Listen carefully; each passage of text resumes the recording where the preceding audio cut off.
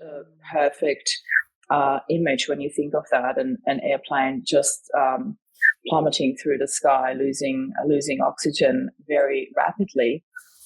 In any situation where you lose oxygen rapidly, you've got unlimited time to save yourself. Yeah. So if you look after yourself first, then you can do so much more for your children.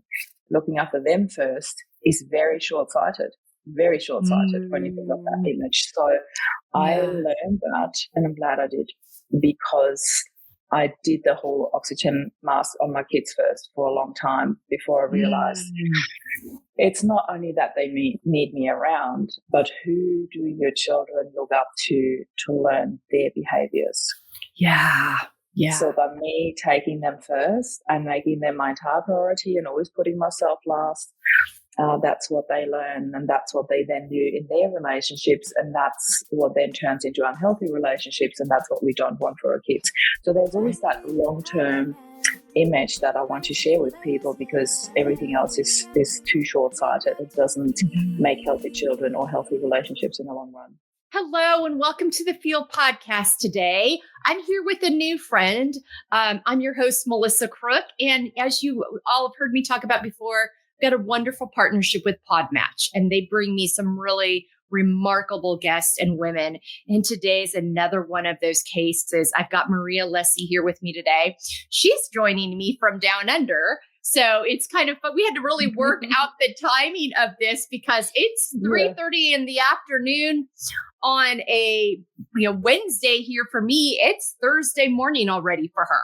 8:30, yes. Oh my gosh. So it was just like, oh yeah, the world is a big place. So interesting. Well, she's got a treasure trove of information today around a topic that is so important for us to have resources and language for, and an invitation into conversation and curiosity about. And you're going to know what I mean as we get into this. Before we dive into that, Marie describes herself as loyal, reliable, and genuine. Marie Alessi, welcome to the F.E.E.L Podcast.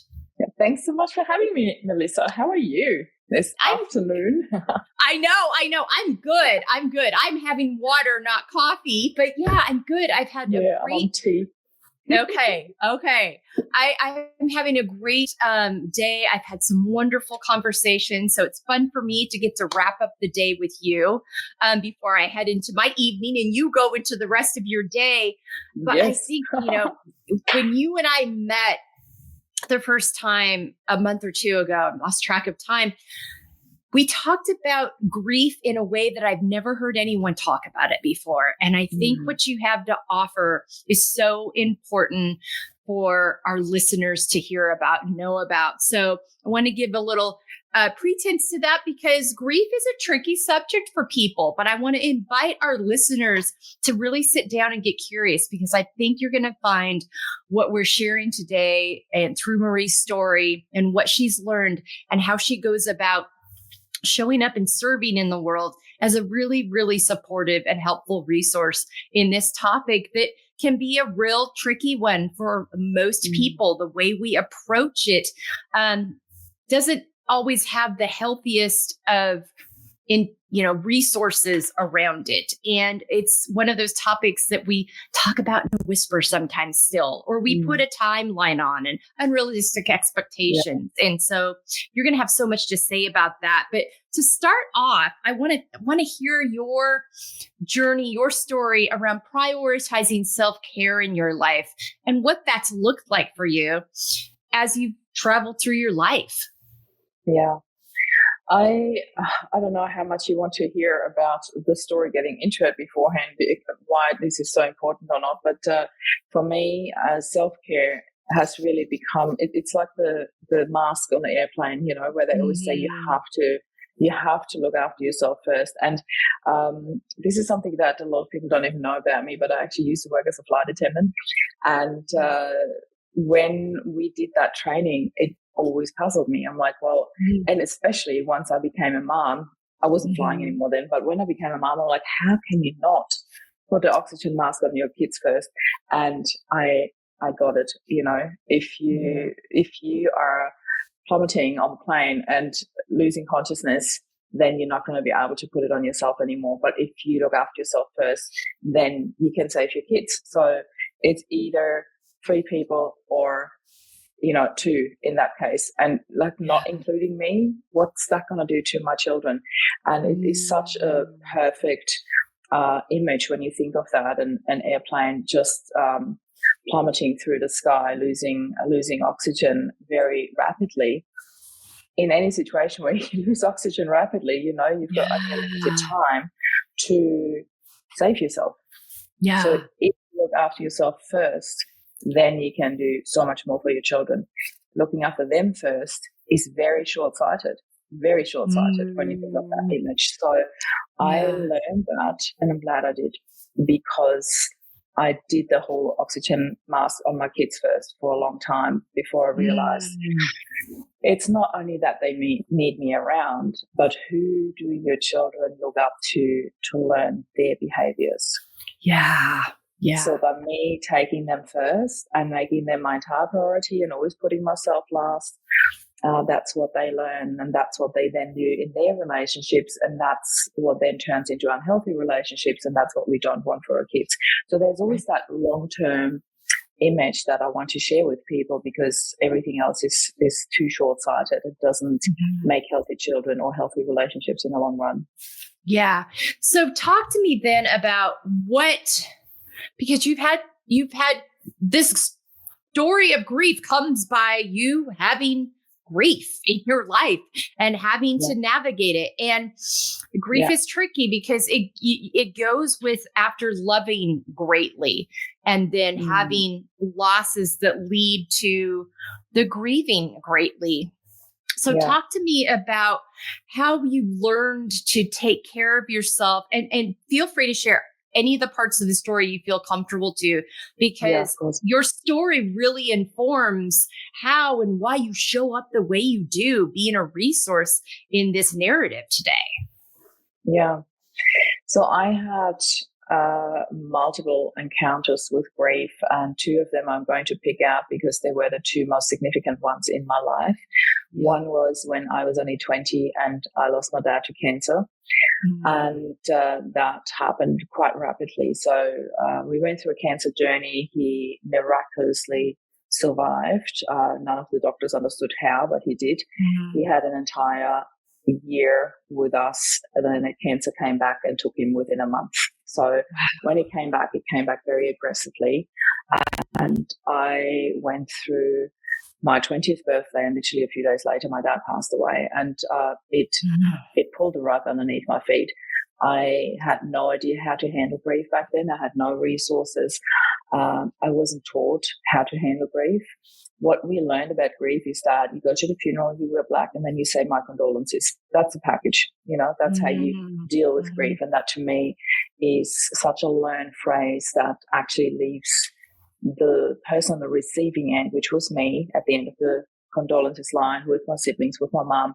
And when you hear this sentence hundreds of times, literally people lining up, hundreds of them, and to say that same sentence to you over and over again, it leaves you feeling so empty. That line, "My condolences," completely loses its meaning, its intention. And I'm saying that because most people, when they say "my condolences," they either do it because it's a learned phrase, that's what you say when somebody's grieving, or they do it with really full-hearted intention. Yet, on the other end, hearing it hundreds of times, it does lose its meaning, it does lose its intention to feel that empathy of that person, or sometimes sympathy, which doesn't help at all. So that was my first experience through grief. I was reeling for a good year, not knowing who to turn to, what to do with that. And about a year after, I started with therapy and worked through a whole lot of stuff that this grief journey has brought up for me. So a little side note, we may or may not get to it later, but I just want to say, when you're grieving, it literally brings up everything that is unsolved or unhealed from your childhood. Just, just as an FYI, wounds are there to be healed. That's just fact. Let's just put it out there. I often put the comparison between emotional and physical healing in, because we treat it complete polar opposite. If somebody's wounded in a physical way, we rush to their help. We clean their wounds, we dress them, we try to heal them as quickly as possible. And with grief or emotional wounds, but let's stick with grief here because it's a really intense one. There's this, that really has to hurt. You have to go through it. It is really important that you deal with it. It's like there is that it has to hurt and it's normal. And if you don't feel it, then you're not doing it right. Nobody would say that with a physical wound. But with an emotional wound, we do it. And if we don't do it, then we're not going to heal it. I don't agree with that. So that brings me to my second really intense encounter with grief, which was when my husband passed very suddenly, no pre-warning, from a brain aneurysm. So he went on a business trip to Perth, which is a few hours flight across the country from where we live. And he just collapsed in the shower and died. There was no pre-warning. He was healthy as a fiddle. He was a surfer. He was really fit. He was 45 in the prime of his life. And all of a sudden that happened. And the boys were only 10 and 8. So we have 2 sons. Meanwhile, they're 17 and 15. And that's what happened. It really, again, like it was another pull the rug underneath my feet moment. I did not see that coming. There wasn't even a lead up to it like we had with my dad. It was complete left field. And luckily, very bizarre word to use in that situation, but I'm going to use it anyway. Luckily, I had learned a whole lot of tools and shifted my mindset to something so different to where I was when I lost my dad. So that was 25 years later in my case, when I lost Rob. And there was a very, very different moment of dealing with that. And I'm going to wrap this up here because I can only imagine you've got 100 questions here around that topic. But what I want to say is 3 years prior to Rob's passing, we had a what-if conversation. Rob was on his way home from work and he called me and he said, babe, I'm going to be 2 hours late. There was an accident on Heathcote Road. And for those not knowing what it is, it's a one-way through the entire national park road where there's no way out of this. Oh, so wow. That road is blocked. It's at least a 2-hour detour. So you have to drive all the way around and find your way through peak hour traffic to, stop and go home. Yeah. And I remember thinking in hindsight, not in that moment, because when you're in that situation, a 2-hour detour is a huge inconvenience for families with young children waiting for the dad to come home for dinner, say goodnight to the kids, etc. It feels like a huge inconvenience, but for one person, for one young dad, it meant that he never made it home to his family. It was a front-on collision with a truck and a young dad died on the scene. And his daughter was only 16 months old. So when we found out, Rob and I sat on our bed that night and we were crying. It really hit home for us because our children were so little. So it really touches you differently.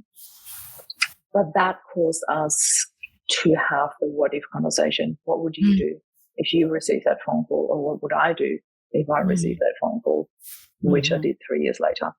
Nobody sees that coming. Everybody always thinks it's not going to be me. But in that what-if conversation, the outcome was if something was to ever happen, I would want you to create the happiest life possible for you and the boys. And we said that to each other. And that became my North Star in my darkest hour. That's exactly what I followed. I didn't know how to get there. I had no idea. But I knew that's where I was heading. Yeah. Yeah. You never know the power of those conversations. And you and I, when we were visiting, had this conversation where my husband and I had a similar type of conversation and what that means and just knowing what those expectations are, what those hopes are and verbalizing it. 'Cause you can assume it, but having it verbalized and said to each other really makes it come home for you, I think, when you find yourself in that situation. You'd been through grief, you learned about what it meant. And you said something so important. I think it's really important for us to come back to this.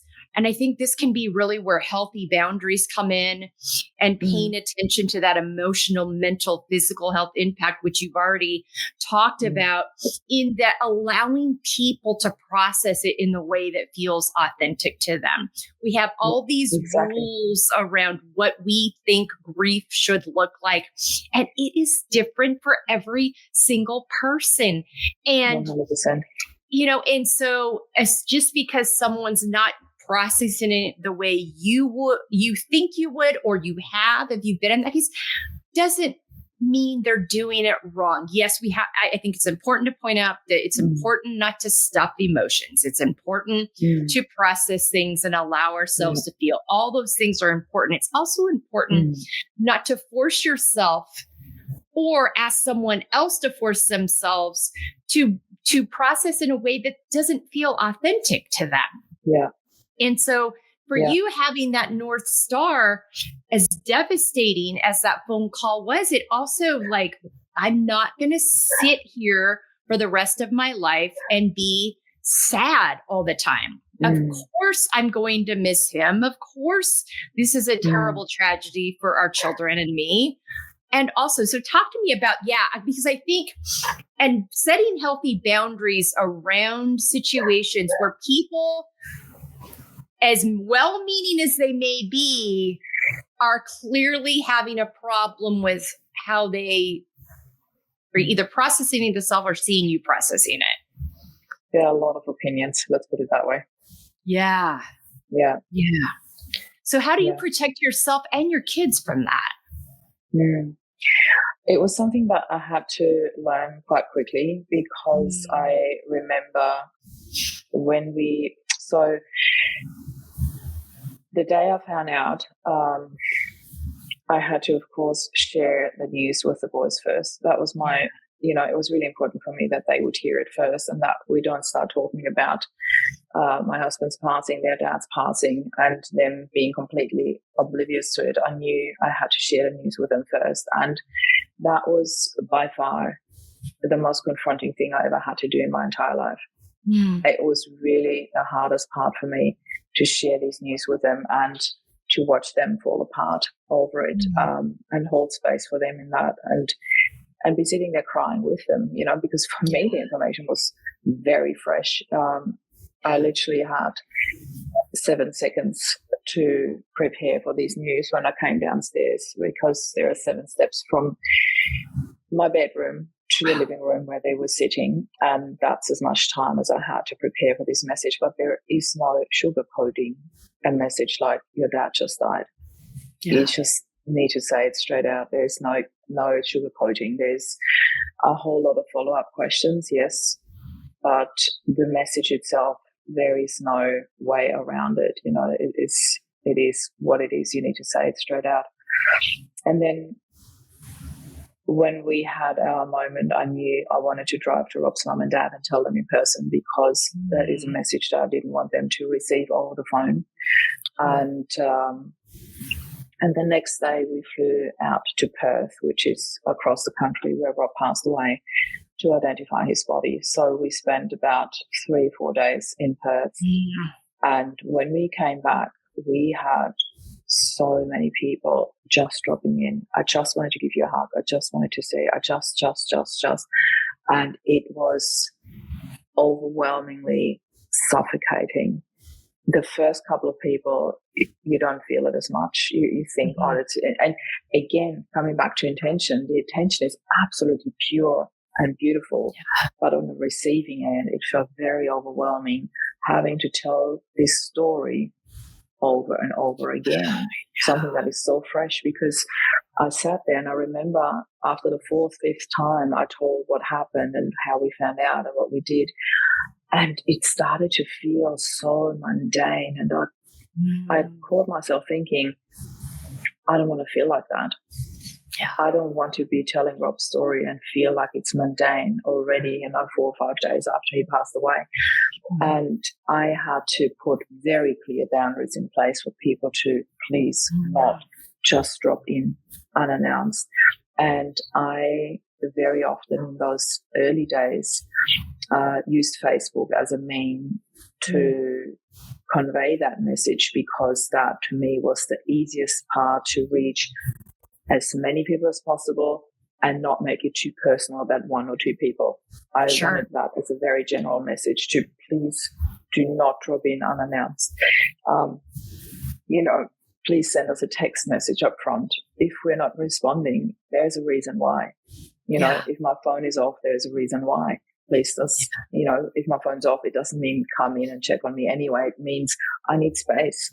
And we needed a lot of space to be able to sit with that and process what just happened. It is something so extraordinary, big. It needs time to process that information. It really is such a, you go through this surreal couple of days, weeks, even months maybe, where it feels so surreal. Your brain is still trying to catch up with reality, and having people come in and ask you questions and pose you, like, it is really uncomfortable and excruciating at times. So I really needed to put a stop to that, because we literally went into a cocoon for a while where I just sat with my kids and tried my best to keep them safe. And well, and that's, because you're getting the double-edged side here. You're not only processing your own grief, you're going to guide these little kids through their grief. And this is a big emotion that at their age, they need a lot of guidance and help on, because they haven't seen anything like this before. And most of the time, a lot of kids, sometimes you'll lose grandparents at that age, but a lot of times this is the biggest emotion by far that they have confronted. And there's really no, script on how to walk an 8 and 10-year-old through this kind of a loss. So being mindful of that as well, and protecting, this really goes nicely into protecting not only your emotional, mental, physical health, because they all play off of each other, but also theirs. And so being really mindful of that and being like, listen, I know the intentions are good. And also I need you to respect this time. And talk to me, is there something that you learned about those kinds of boundaries then that have carried forward, and how you communicate boundaries today? I definitely communicate them in a healthier way, healthier way, in a very gentle sort of, I communicate them from my heart, and that's where I stay when I communicate my boundaries, because that's where I need them.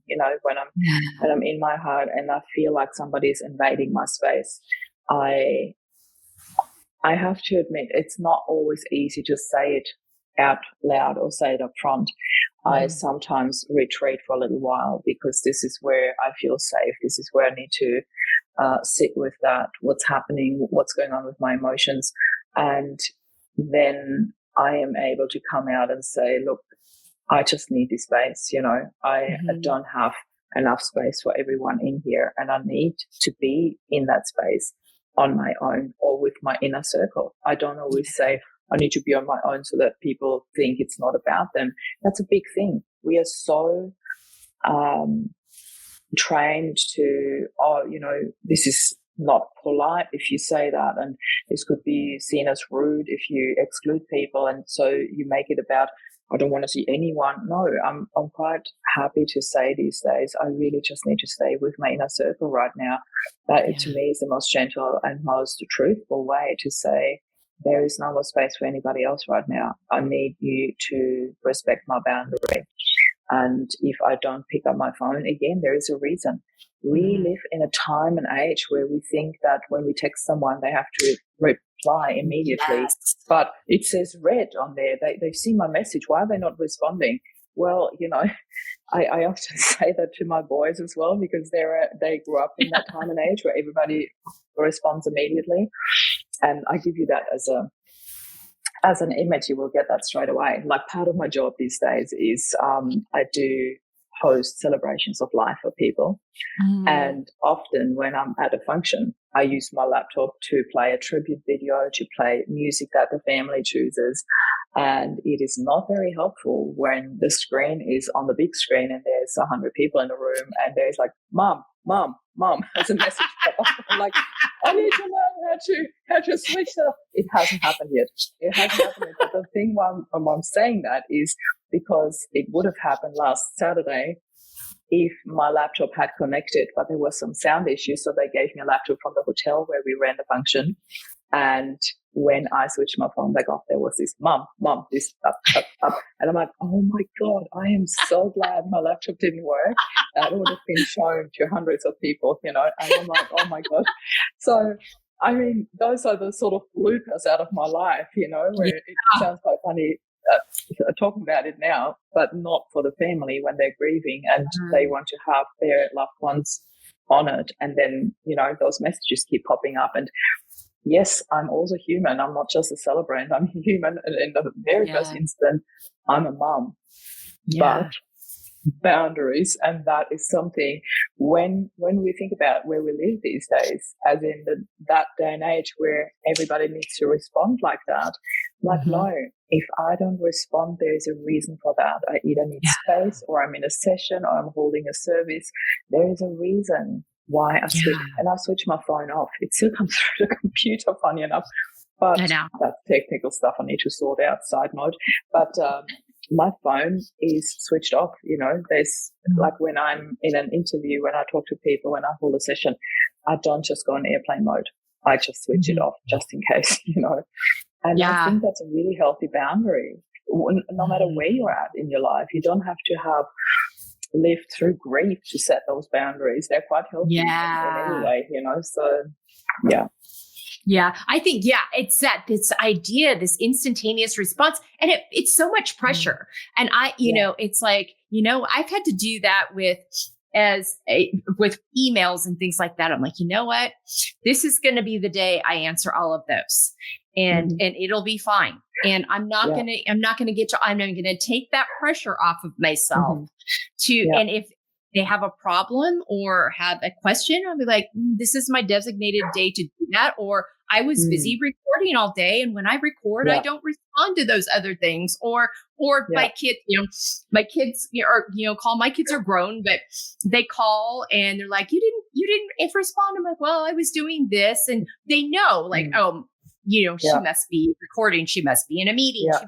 They understand that now, but taking that pressure off of ourselves and giving yourself time to breathe and so that you can respond the way you want to respond and not irritated and like you're trying to accommodate and abandon yourself in the process. I think that's such an important thing to be remembered in all of that. Yeah. And because this impacts our mental, emotional, physical health. If we're constantly shape-shifting all the time to try to accommodate everybody else's expectations or wants from us, then it gets unsettling for us. We feel it in our bodies.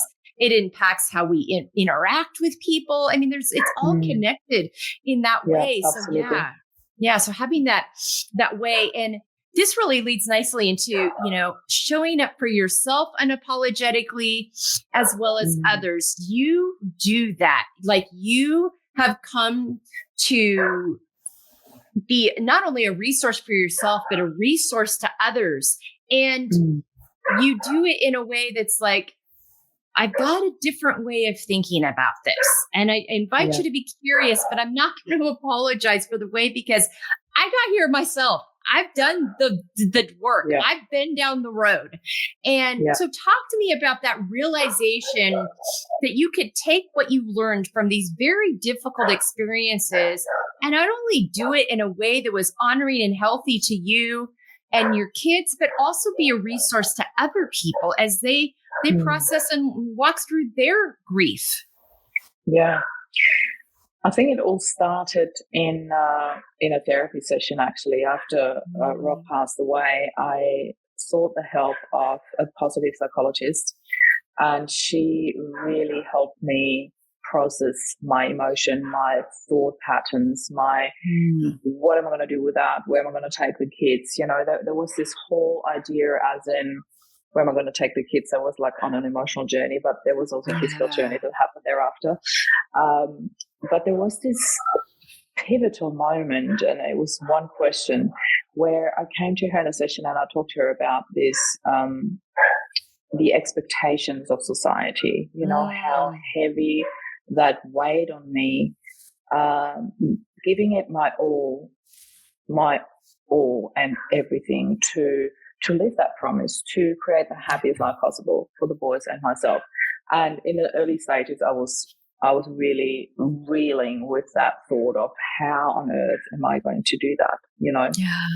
And then you're trying to do something happy, and then society meets you with, isn't she grieving?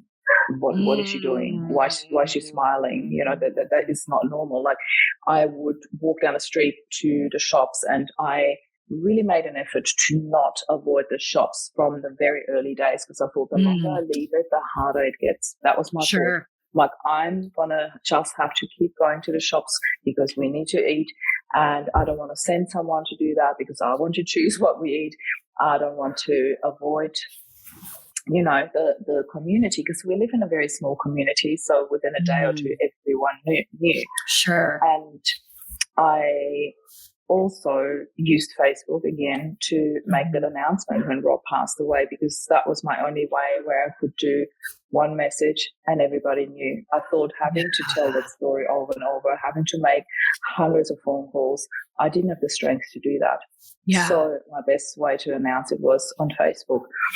And anyway, so you would walk down the street, and I would go to the shops, and I would have a happy day, and oh dear me, I'm smiling. And then you would meet people and meet you like that. It's like, how are you? Their face drops as soon as you see them,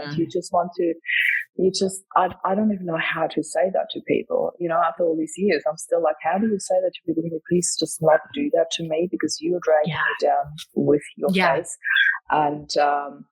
And at the same time, also honoring their way of grieving, that they might still be grieving in a very different way or be on a different level in their healing journey compared to me. But I didn't have the capacity to see that at first. Mm-hmm.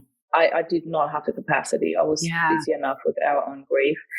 And so coming back to the moment, to a pivotal moment, and where I shared that with my positive psychologist, and I said to her, it weighs really heavy on me, this expectation of society, how I'm supposed to grieve, how I'm supposed to be falling apart, and grief will last forever, and it leaves this hole in your heart, and all that language that I don't use at all. And she looked at me and smiled, and she said, so what does grief mean to you, Marie? And I, to my very own biggest surprise, the first word that came up was empowerment. And I said to her, I did not see that coming. I did not expect that word to pop up. That's the first word that popped up in my head. And I just don't know really what to do with that. But it made sense because of the primal force that grief brings with it. There is so much power, and everyone who has not experienced the primal screaming that can come out of something like that, please consider yourself very lucky, because it is piercing through your heart. And I've been there, and my kids have been there, and it is not pretty. And at the same time, there's something cathartic, there's something really helpful with that screaming it out. And it's just really like that me falling apart moment where it went into primal screaming happened in the same week of Rob's funeral, on the day that I had to walk my younger son down the aisle to his first Holy Communion. In the same week we had the funeral for Rob. The funeral was on Wednesday, the Holy Communion was on Sunday, and that night I collapsed, and that collapse got me to go to the positive psychologist. The positive psychologist got me to the pivotal moment of, wow, there's so much power. That it really is. You can use that primal power to rebuild yourself when you tap into that. It is potent in a really good way. And that's when I looked at her and I said, I think I need to write a book about this. And she said, I think you should. So I wrote a book about it that ranked in the top 100 bestseller list of Amazon Australia, which again blew me away. I had not seen any of that coming. And out of that, I realized I had to do something with that. I started a movement with the same title of the book, Loving Love After Loss. I ran it for about 5 years. I've taken about 5,000 people on their path to healing with me in that movement, with healing journeys, programs, retreats, regular talks, interviews. I did a TEDx talk on redefining our image of a widow, because I'm so against that label widow. You see an old person wearing black, giving up on life. That's not me. Yeah. And so that was my journey, or the first 5 years of my journey were very intensely and very quickly into creating something with this. I literally went into creation and shared very authentically what my journey was, and that there is a different perspective. And I'm going to wrap this up nicely. This is my bow I'm going to tie around this beautiful package. When Rob and I had the word of conversation, and we wanted the other person to create the happiest life possible, to us, the essence of all of that was that love just wants you to be happy. That's the bow I'm going to tie around that, because that's what's become my driver ever since. Love just wants you to be happy. That's my life force. Well, and I think that really answers my next question about how your why and your values inform this work you do and how you show up in the world. You just said it. I mean, that mantra that you live by really, was there a moment that you realized, yep, that's, was it the moment in the office with your therapist, or that moment that you realized, yep, that's the mantra, that's the theme, that's what we agree to, but that's also what I feel. Like when you talk, because I love how you talked about that force behind you, because yes, that deep grief, that guttural scream that comes out of you, that you need to do in those situations to release it from your body. It's actually, when we talk about that mental, emotional, physical health connection, it's actually really healthy for you to do that. And also realizing there's other power behind that. And I can tap into that power. And so bringing that all to realize, wait a minute, as I go into this season, as I honor this way of living, and because it not only is it what we agreed upon, it feels authentic to me. It feels, it feels like this is the road I'm supposed to be on. Was that kind of like, this is my why, and that my values are aligned with this? Yeah. I can't remember exactly the moment when this all came out in this one streamlined love just wants you to be happy. I have a slight feeling that it actually came out in a podcast interview one day, but I'm not really sure anymore. I know two moments that were very distinct and that I'll never forget. One was when I told the boys about Rob's passing, and in that moment was when I heard Rob's voice. I just want you to create the happiest life possible for you and the boys. I heard that sentence he said to me in our conversation, and I knew that was my direction. That was in the moment I shared the news with them. And the other rather pivotal moment for me, I had quite a few along the way, but there were some really big ones. And that was a really big one for me, was only a few weeks after Rob passed. I was up in our bedroom, and all of a sudden I had this, I now call it a spiritual epiphany, where I had this realization that Rob and I had chosen this on a soul level. We have chosen this as our journey. And it was like a knowing that came over me. I can't explain that in any other words. It was this complete understanding of, we have chosen that. And it came very subtle at first, but once it came, I couldn't ignore it anymore. It became stronger and clearer, and it turned into this absolute deepest spiritual understanding of this was what we had chosen as our soul contract.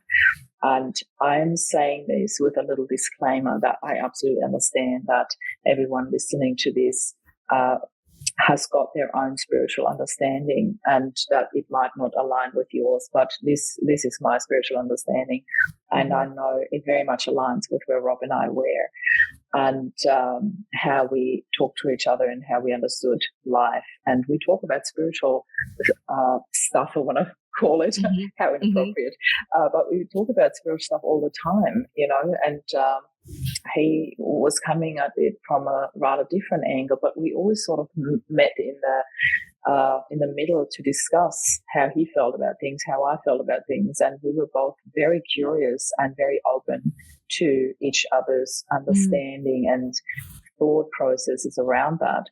And I literally felt in that moment it was where both of ours came together, and it was such a enlightening moment for me. And it was, as I said, quite subtle at the beginning. Yeah. It took me a whole lot longer, because it was only a few weeks after he passed, but it took me a whole lot longer to feel really, what's the word I'm looking for? To feel really confident to share that with the outside world, let alone in a podcast. Now I talk about it all the time because it's become something so normal for me, but it took some time to get to that level to actually really own that and say it out loud, because I also understand that some of Rob's family might have a different spiritual understanding to me, and that's okay. I'm not trying to force it upon anyone, but that's where I stand, and I can feel Rob standing with me in that. So that feels really good. Yeah, I love that. And really feeds into, you talked about this earlier, the pressure of the societal expectations, but it really gives you that extra support of truly living out of your own expectations versus others' expectations, and defining that for yourself, and also walking your kids through it in a way that is honoring to them, because they've got to navigate all of that too. But when you feel like you've got that strength behind you, it seems like that would help you or embolden you, support you. Was that been the case? Yeah, absolutely. Yeah. I think it was also important for me. And it's really interesting, because you think that your children learn your spiritual beliefs from you, because children learn from what you live. But what I love about this is that both my boys are quite different in their approach, how they dealt with or deal with their dad's passing. And it kept changing. They were never on the same page, ever. That's a very, very big trait my boys had from the very beginning. And it was quite challenging at times in grief, because one wanted to talk about it all the time, every day. The other one didn't want to talk about it at all. And then it flipped. And I was like, I wish there was just, and I had to also navigate I don't want to not talk about him just because you don't want to talk about him. And vice versa. If I don't feel like talking about it right now, I don't want to force it. So I have to talk about that every moment of the day. I kept that, and I got to the point where I said to them, I see and fully appreciate that both of you have different ways of wanting to talk about it or not.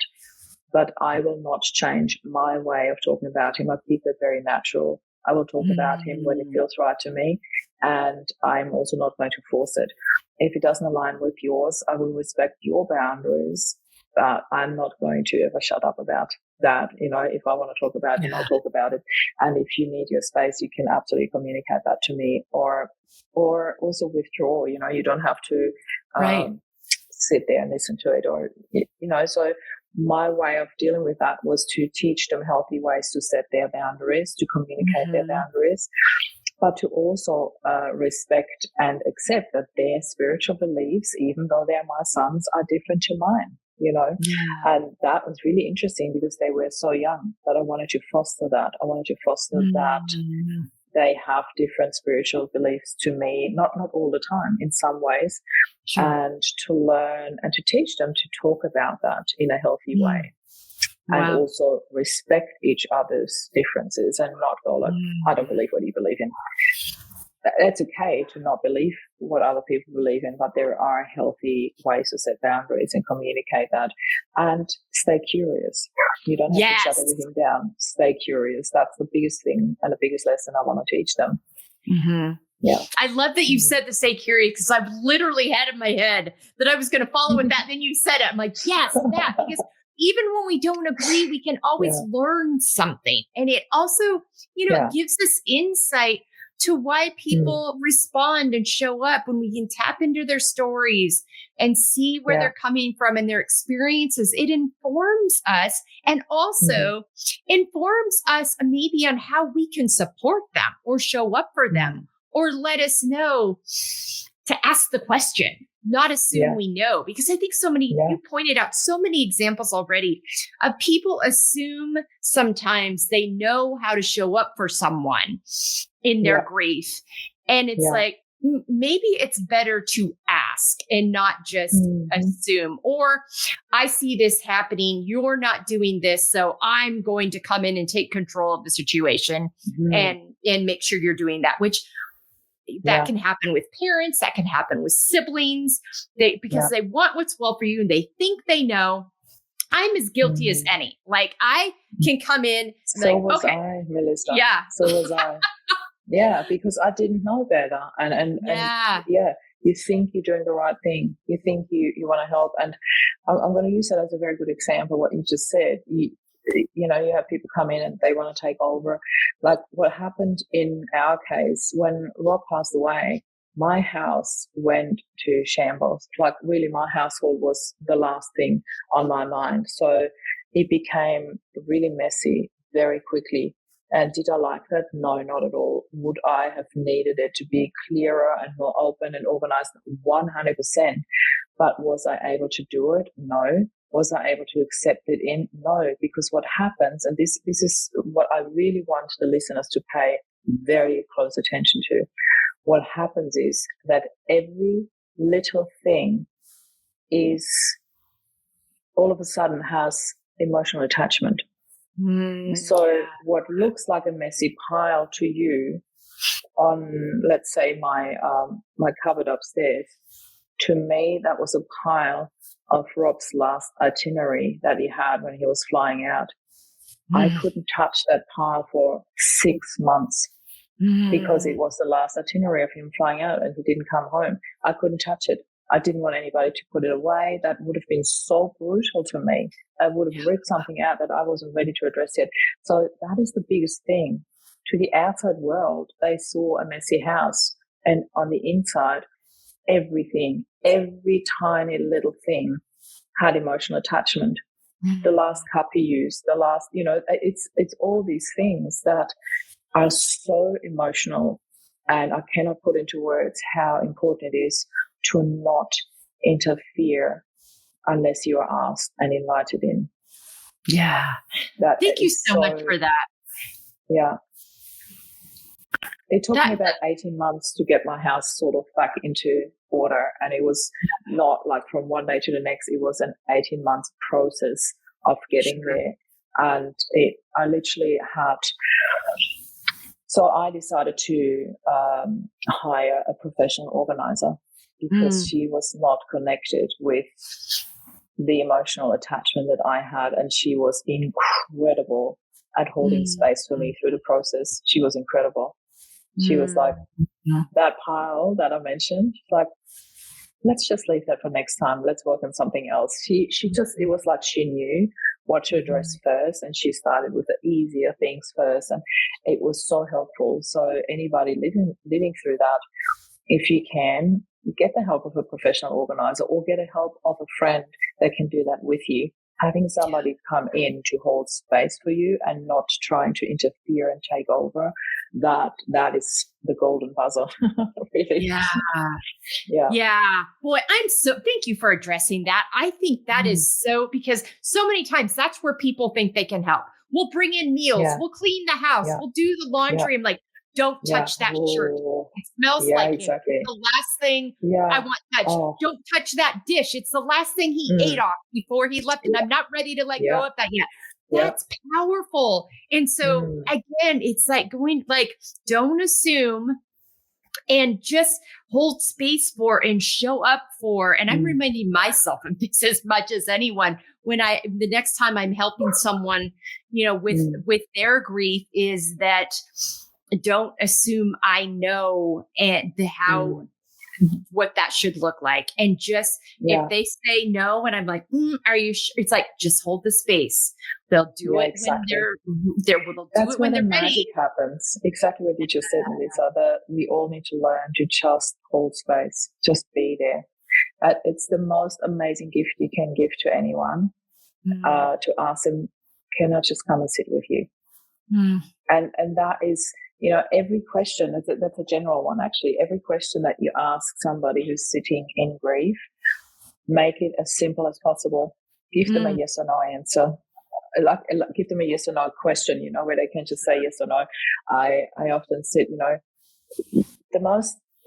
the question most asked after a funeral, after a death, is, let me know if you need anything.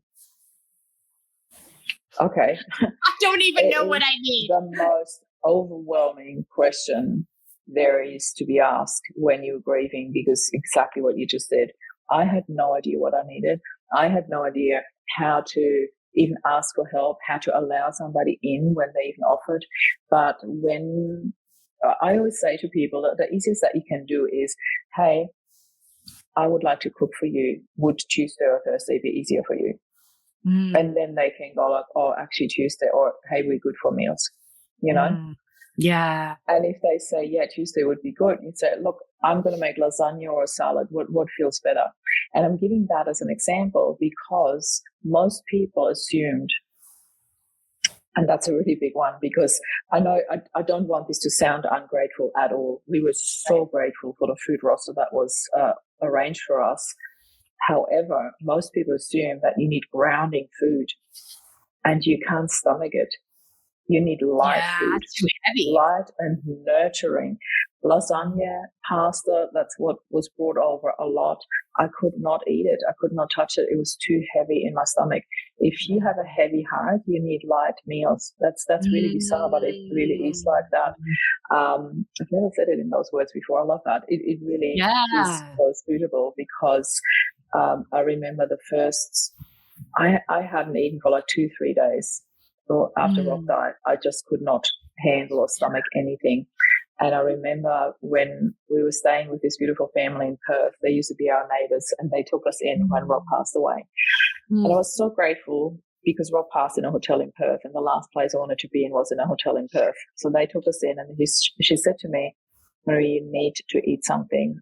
What do you feel like? I bring whatever you want. Just tell me what you feel like. And I said, a carrot. How weird is that? I just wanted something light and nurturing, and all I could eat was, anyway, that's just one of many, many things.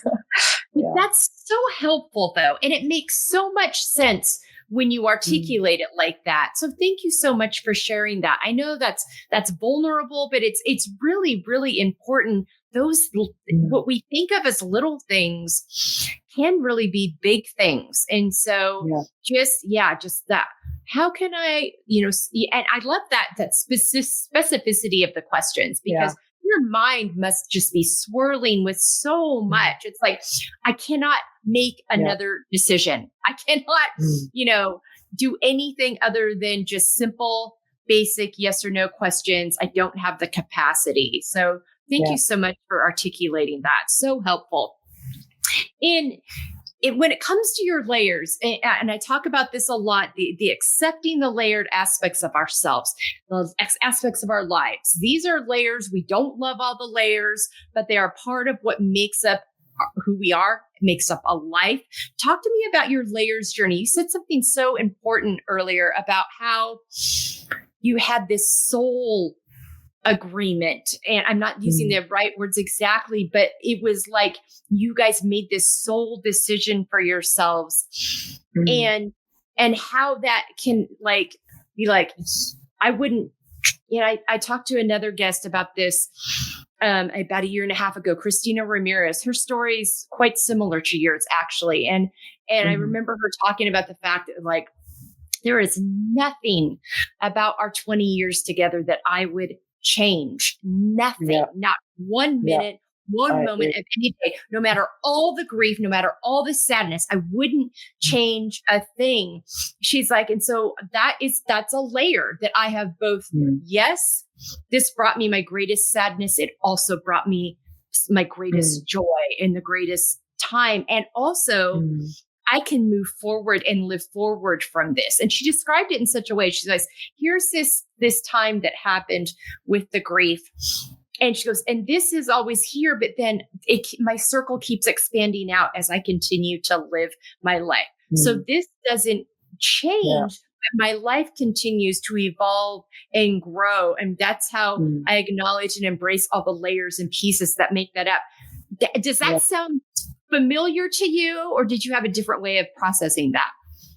Very, very different way. It's a very common way. A lot of people, there's also a very famous meme that keeps being sent around where the circle of grief stays the same, but the circle, around them expands. So grief seems smaller, but it's still the same. I don't agree with that at all. Okay. It didn't feel true in my case. So I'm saying that very respectfully because I don't agree with it. It doesn't mean that it's not true for you. This whole, I'm very big on language. As you can imagine, I've mentioned a few things already along the way. I feel that language can be very nurturing or very debilitating depending on how you use it, in particular in grief, and when you come from the space as in, there'll always be a hole in my heart, I don't agree with that because it's literally, apart from the fact that you literally can't live with a hole in your heart, but I much prefer the language I use. There'll always be a space in my heart.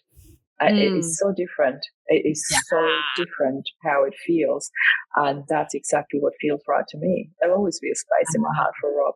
And that expands my heart. That means that there's more space in my heart. It doesn't mean that the size of grief stays the same. So I look at it from a very different perspective, as in grief to me, I treat grief like a visitor. I don't treat grief like somebody who lives with us permanently and who will always be there. When grief first came into our house, she was quite overpowering, and she just hung around for quite some time until I said, you know what, you've overstayed your welcome. You're not welcome here anymore. You can come and visit, but you're not living here permanently. Joy, on the other hand, she lives with us permanently. And every now and then she goes to the markets and she's not here, and that's fine. And weirdly enough, that's often the time when grief knocks on our door and comes back in. But we had times where the three of us sat together and had really good conversations where we cried and laughed and had conversations about Rob. And we are quite familiar with each other now. And I was so intimate with grief that we sat together in our bathtub and sobbed together. So we know each other really well. And I know her well enough to say, here's the door. Enough, I don't always have time for you when you come in. Sometimes I'm working, and other times it's fine, just drop in. She sometimes drops in completely unannounced, and as I said, at times it's fine. If I have time for her, I sit with her, and if not, I say, you have to come back another time. I just can't do this right now. That's a very suitable explanation for me how I treat grief, but she certainly doesn't live here anymore in our house. And I know that, and I feel that very deeply when I talk to the boys as well. They see the same way. They come and say it's sometimes, again, it's the expectation of society. It's something that will stay with you forever. It doesn't have to be like that. It doesn't have to be like that. Yes, grief is always around. Grief is everywhere you look. Everybody's experiencing it at different times and at different intensities. But it doesn't mean that she lives in everybody's houses all the time, every single day. I don't agree with that. And if that helps, because I came up with this explanation, not even seeing the parallels of my story, that I'm sharing. Somebody said to me, oh, so it's like Inside Out, the movie. And I'm like, oh, exactly. That's exactly it, Like grief might be there and around somewhere, but she's not always on the switchboard, Yes.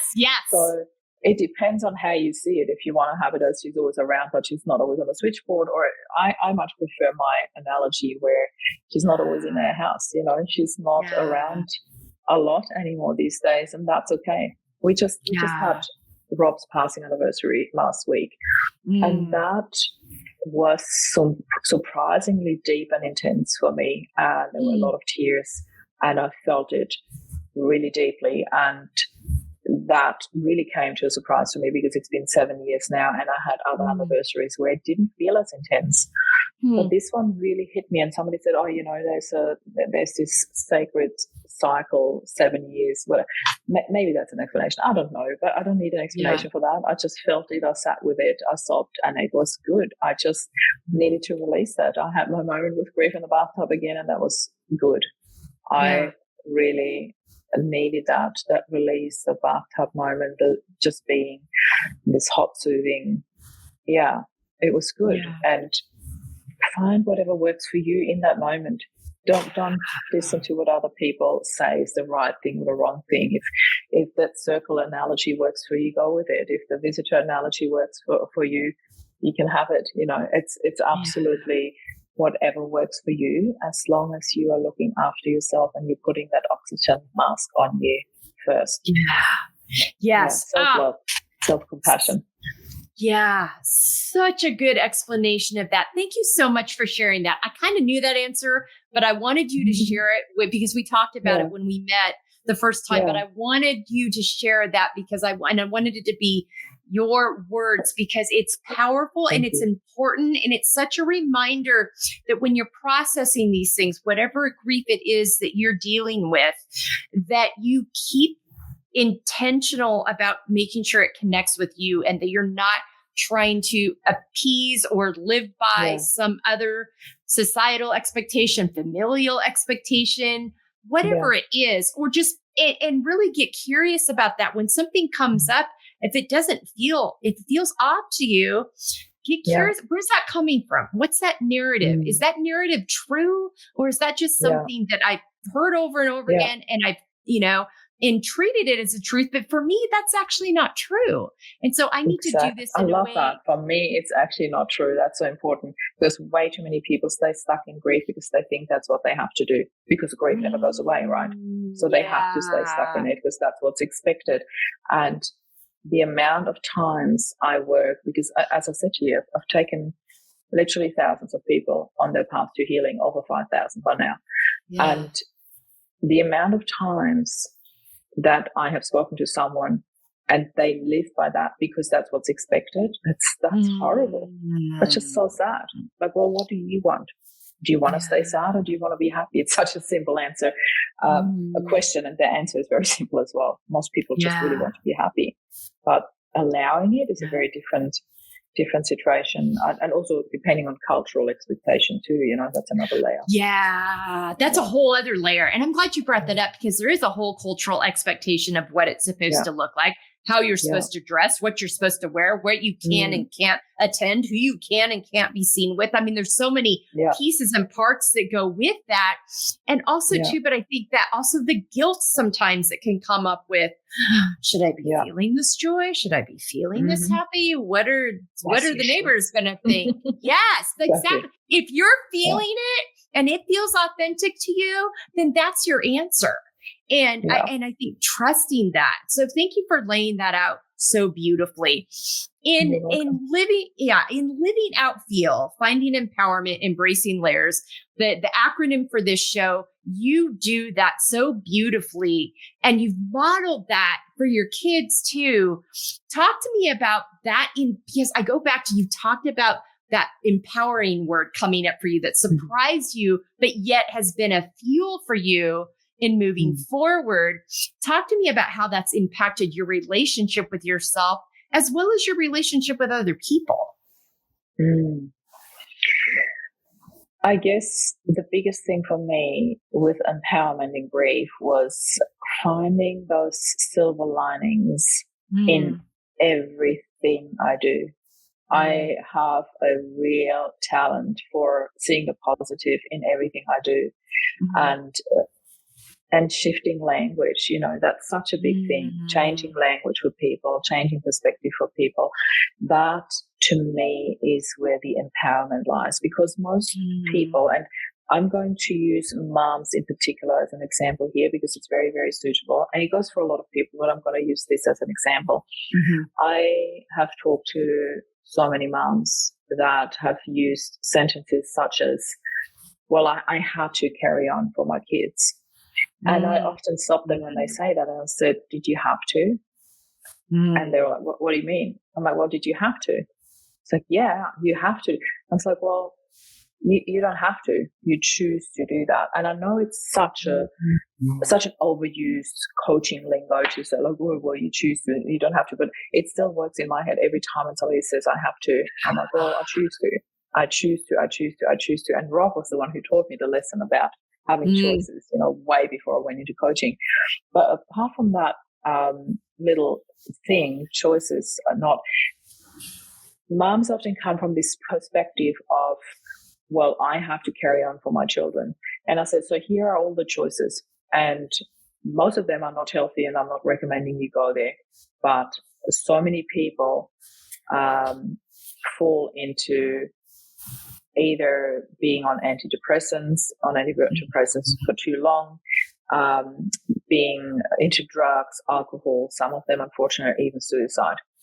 They're all very unhealthy choices that often happen because you don't see the other choices.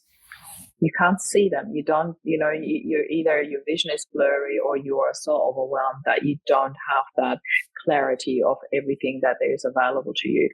So there are other choices, but the fact that you got out of bed this morning to make your lunchbox for your kids and you showed up, that is a choice. You might not be consciously aware of it, but you have chosen this, and I want you to own it. You've done something really amazing, something really powerful, something that took you a lot of strength.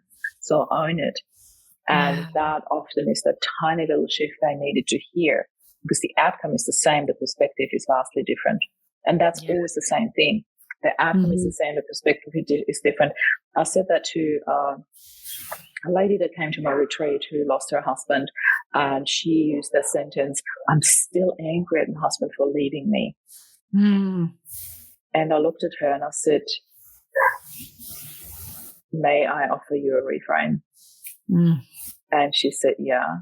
And I said, your husband didn't leave you, he died. The outcome is the same. The perspective, the intention, vastly different. And that is really important to look at that for what it actually is, because people don't die to leave you. That's not what it is. They die because it was their time, because it was an accident, because whatever your spiritual belief is, if it's your time or not.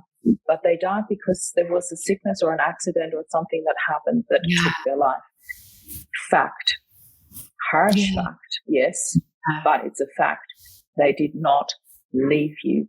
Leaving somebody needs an intention to do so.